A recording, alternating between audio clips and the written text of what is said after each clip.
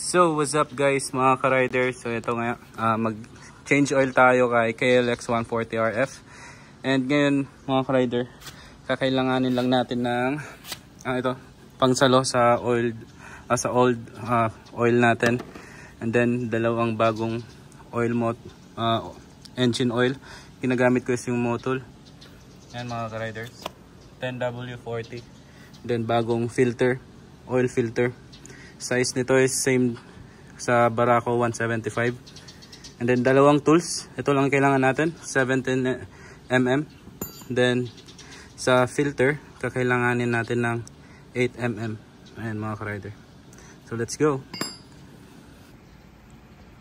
So ngayon guys, kakailangan dito tayo magde-drain sa KLX. Gamit lang tayo ng 17mm wrench.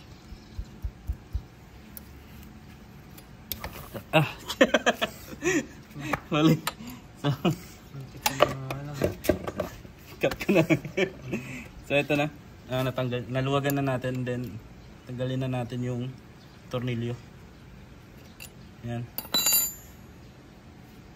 Tapos i-ready na natin yung pangsalo. Yan. Ayan guys. So hayaan lang natin siya mag-drain.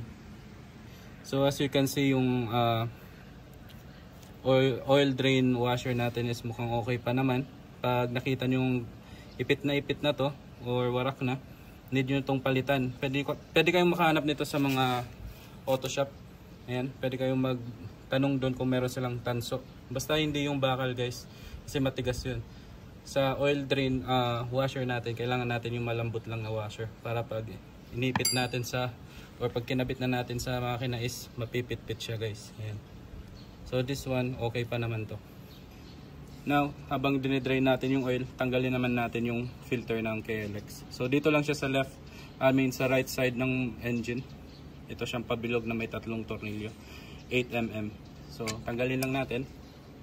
Luwagan lang natin siya guys ng isa-isa. At bawal natin biglain kasi may spring dito guys na sumasalo mga ka-rider. Baka biglang tumalsik. Ayan na nga. Yan. Luwagan lang natin.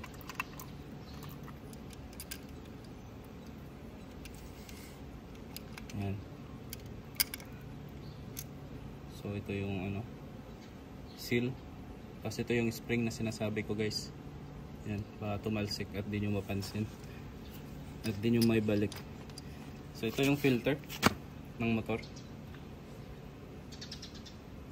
Tanggalin na natin. Yan.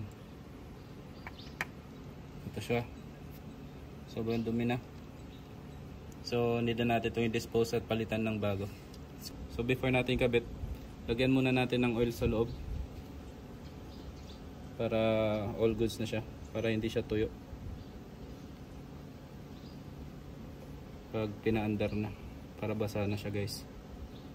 Yan. Yan. So you can see mga ka-rider, ayan na siya, nababasa na. Ngayon, since nalagyan na natin ng oil, ibalik na natin ng oil filter. Make sure na nandyan yung rubber sa gitna, then i-push nyo lang. Ayan.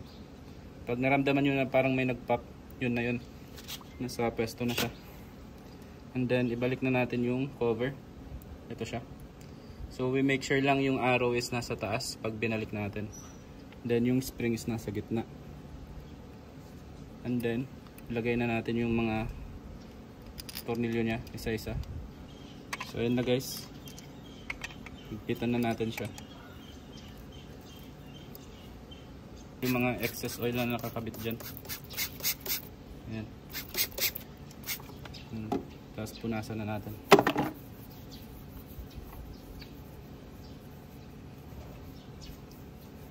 Para malinis yung gawa. Ayan, nakabit na natin yung oil filter. Mga ka-rider, ibalik na natin yung drain plug natin. After makabit yung oil filter. Tapos gagamit lang ulit tayo ng 17mm. So mga ka-riders, ito yung gagamitin nating oil mo tool, 10W40. Kasi ito yung ginagamit nung sa kasa, sa mismong Kawasaki mga ka-rider. So tanggalin lang natin tong oil gauge. And then kabit na natin yung funnel. So bali yung sukat na gagawin ko, including sa paglagay ng oil dun sa filters, 1.07 quarts mga ka-rider. Bali kayo na bahala mag convert ng 2 liters. So ikabit lang natin yung bagong oil. 1.07 quarts yung gagawin natin guys, oil change, including na yun sa mga oil na natira doon sa pinakaloob ng engine.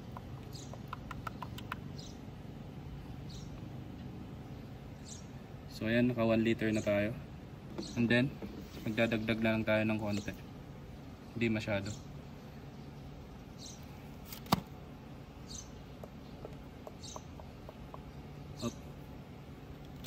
Meron naman siyang tansyahan dito mga ka-rider, pwede nyo siyang silipin.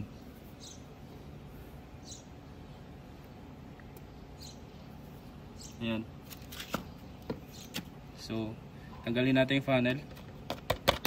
Then gamitin natin tong gauge stick sa oil. So explain ko lang, pag yung oil nyo is nandito na banda, dito, it means ano na siya, nasa minimum level na siya ng oil. Pero pag yung oil is nagsisit siya banda dito sa may taas na X, yan yung exact oil ng KLX. Makikita nyo yan guys sa manual mismo. So check natin, straight natin yung motor.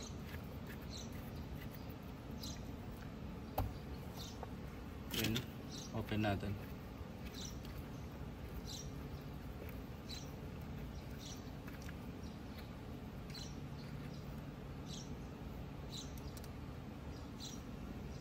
Yan, as you can see, nandito pa lang tayo sa isang X. So magdagdag pa tayo.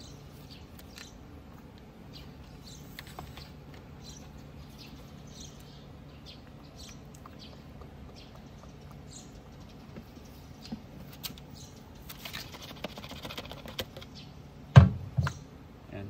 So check natin ulit. Punasan lang natin yung drain oil gauge stick.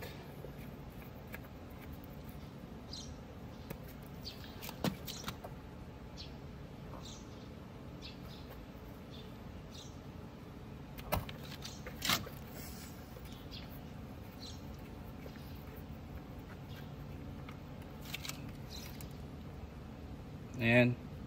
So sakto na siya mga ka-rider, nandito na siya sa taas na X. As you can see, ito yung basa.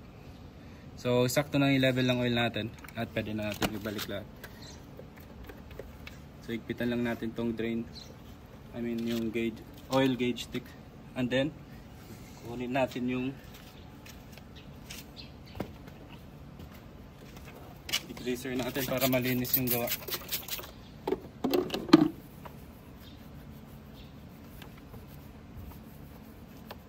Yan. Thank you guys, and thank you for watching.